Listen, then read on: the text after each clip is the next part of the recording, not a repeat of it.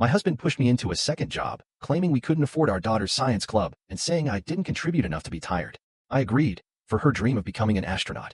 While I slaved at a diner, he spoiled his mentor friend with gifts and took our daughter to her fancy apartment. When I confronted him, he snapped, "If you were less boring, maybe she'd still want you." I stayed silent. Today, he showed up at my daycare, eyes wild, begging for forgiveness. I kept wiping tables, unfazed.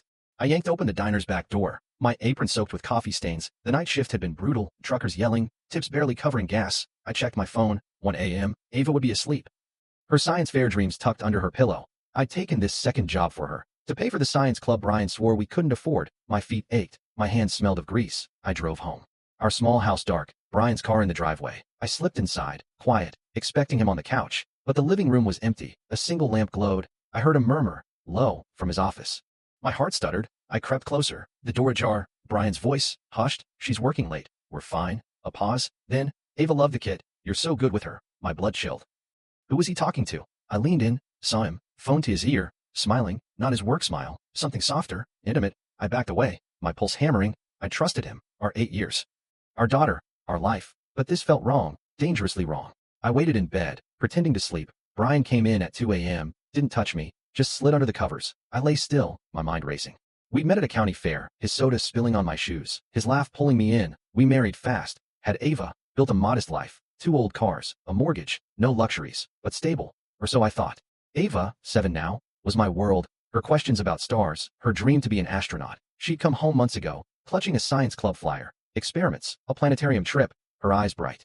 I'd promised to make it happen. Brian shut it down, said his tech job couldn't cover it. I'd cut to part-time daycare after Ava's birth. Our deal, but he turned it against me. Said I needed to contribute, his words sharp. I'd found the diner job, grueling, humiliating, all for Ava, but now, his late-night call echoed. Who was with my daughter? Who was he hiding? Morning came, Ava ate cereal, chattering about school. I asked, casual, if Daddy had friends over last night. She nodded. Said Nicole came, helped her with a comet project. My stomach twisted.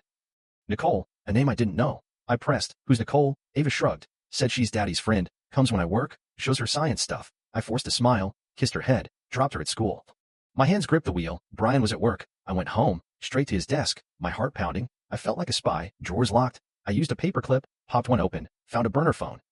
Cheap, no password. I turned it on, text from in. Thanks for the necklace. Ava's so smart, like you. Photos loaded. Brian, a blonde woman, Ava between them, at a science museum. Ava in a new jacket, not mine. My hands shook. I snapped pictures, evidence, my breath shallow. I found a bank statement, a secret account, his name, $10,000 transferred in 3 months. While I scraped tips for Ava's dreams, I sank to the floor, papers scattered, my world cracking. Brian wasn't just lying. He was stealing our life.